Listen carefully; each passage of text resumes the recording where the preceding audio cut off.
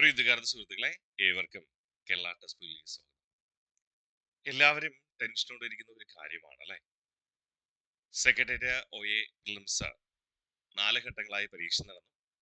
അതിന്റെ result March അവസാനത്തെ വീക്കില് വരുമെന്ന് ഞാനും നിങ്ങളോട് പറഞ്ഞിരുന്നു. ഒരുപാട് ആൾക്കാർ പറഞ്ഞ് നിങ്ങൾ അറിഞ്ഞിട്ടുണ്ടാവും. അതിനിടയിലാണ് ലാസ്റ്റ് ഗ്രേഡ് തസ്തിക നിർത്തലാക്കാൻ പോകുന്നു എന്ന വാർത്തയൊക്കെ നിങ്ങൾ കേട്ടത്.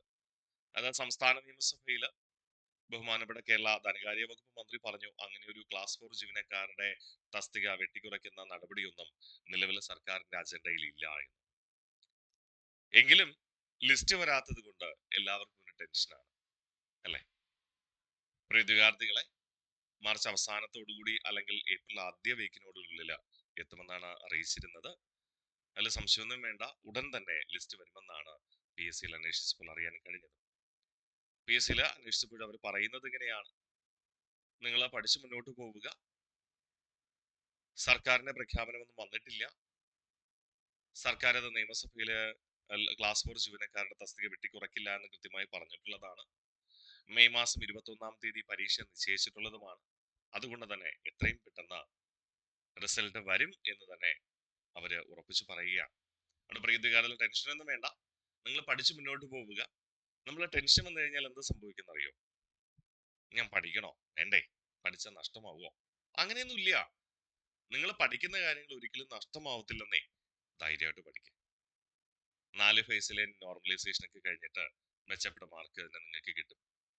നിങ്ങൾ പഠിച്ചിട്ട് പരീക്ഷയ്ക്ക് പോയവരാണെങ്കിൽ, നിങ്ങൾ പഠിച്ചിട്ടാണ് പരീക്ഷയ്ക്ക് പോയതാണെങ്കിൽ, നിങ്ങൾക്ക് അത്യാവശ്യം മാർക്ക് ഉണ്ടെങ്കിൽ നിങ്ങൾ ലിസ്റ്റിൽ ഉണ്ടാവും.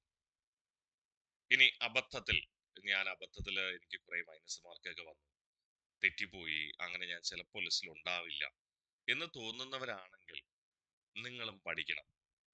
കാരണം അടുത്ത പരീക്ഷകള് അല്ലെ, സെയിൽസ് അസിസ്റ്റന്റ് പരീക്ഷ വരുന്നുണ്ട്, ലബോറട്ടറി അസിസ്റ്റന്റ് മെയിൻസ് പരീക്ഷ വരുന്നുണ്ട് അല്ലെ. കഴിഞ്ഞ വർഷം നിങ്ങൾ എഴുതിയ പരീക്ഷയാണ്. അപ്പൊ ആ തസ്തികകളിലേക്കൊക്കെ നിങ്ങൾക്ക് മെച്ചപ്പെട്ട പ്രവർത്തനം കാഴ്ചവെക്കാനായിട്ട് കഴിയും. കാരണം നമ്മൾ പഠിക്കാതിരുന്നു കഴിഞ്ഞാൽ, അവിടെ ഗ്യാപ്പ് വന്നു കഴിഞ്ഞാൽ സ്വാഭാവികമായിട്ട് നമ്മൾ പഠിച്ചു വെച്ച കാര്യങ്ങളാണെങ്കിൽ കൂടി അത് വീണ്ടും നമ്മൾ റിവിഷൻ ചെയ്ത് എടുത്തു വരുമ്പോൾ സമയം പിടിക്കും. അതുകൊണ്ട് ഗ്യാപ്പ് വരാത്ത രീതിയിൽ കൃത്യമായി തന്നെ പഠിക്കുക പ്രിയ ഉദ്യോഗാർത്ഥി സുഹൃത്തുക്കളെ. അപ്പോൾ പ്രതീക്ഷയോടെ കാത്തിരിക്കുക, ഉടൻ തന്നെ വരുമെന്ന് പ്രതീക്ഷിക്കുന്നു. കാരണം ഈ ആഴ്ചയിൽ സാധാരണത്തിൽ തിങ്കളാഴ്ചയാണ് PSC യോഗം നടക്കുക. പക്ഷേ ഈ തിങ്കളാഴ്ച അവധി ദിവസമായിരുന്നു, അതുകൊണ്ട് യോഗം നടന്നില്ല. അതിന്റെ ഒരു ഡിലേ ഉണ്ട്.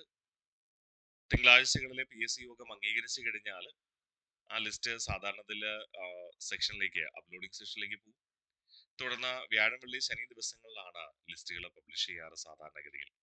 അതുകൊണ്ട് തന്നെ ഈ ആഴ്ചയിൽ മീറ്റിംഗ് ഇല്ലായിരുന്നത് കൊണ്ട് ചിലപ്പോൾ അടിയന്തരമായി ഈ ദിവസങ്ങളിൽ ചിലപ്പോൾ കൂടിയേക്കാം. ഈ ആഴ്ച അവസാനം അല്ലെങ്കിൽ അടുത്ത ആഴ്ച അവസാനം നോക്കിയാൽ മതി, ഏപ്രിൽ 2-ാം വാരം നോക്കിയാൽ മതിയാവും. ഓക്കെ, അതുകൊണ്ട് ടെൻഷനൊന്നും അടിക്കണ്ട. ലിസ്റ്റ് ഒന്നും ക്യാൻസൽ ചെയ്യാൻ പോകുന്നില്ല. പരീക്ഷ എഴുതി കഴിഞ്ഞാൽ ലിസ്റ്റ് വരണം, അത് നിയമമാണ്. പരീക്ഷ എഴുതി കഴിഞ്ഞാൽ റിസൾട്ട് പബ്ലിഷ് ചെയ്യും, അല്ല ടെൻഷനൊന്നും വേണ്ട. തസ്തിക നിർത്തലാക്കാൻ പോകുന്നെന്ന് ഗവൺമെന്റ് ഔദ്യോഗികമായിട്ട് ഒരിടത്തും പറഞ്ഞിട്ടില്ല. നിയമസഭയിലെ കാര്യത്തെ തള്ളിപ്പറയുകയാണ് ചെയ്തത്. ക്ലാസ് 4 ജീവനക്കാരുടെ തസ്തികളൊന്നും നിർത്തലാക്കാൻ ഉദ്ദേശിക്കുന്നില്ല എന്ന് തന്നെയാണ് നിയമസഭയിൽ അദ്ദേഹം പറഞ്ഞത് കേട്ടോ. അതുകൊണ്ട് ടെൻഷനൊന്നും വേണ്ട, ബി ഹാപ്പി ഓൾവേസ്. പഠിച്ച് മുന്നോട്ട് പോവുക, പഠിച്ചുകൊണ്ടേയിരിക്കുക, പഠിച്ച കാര്യങ്ങൾ റിവിഷൻ ചെയ്യുക. മെച്ചപ്പെട്ട ജീവിത വിജയം നിങ്ങളെ കാത്തിരിക്കുന്നു. അധ്വാനം ഒരിക്കലും പാഴാകില്ല. ഓക്കെ.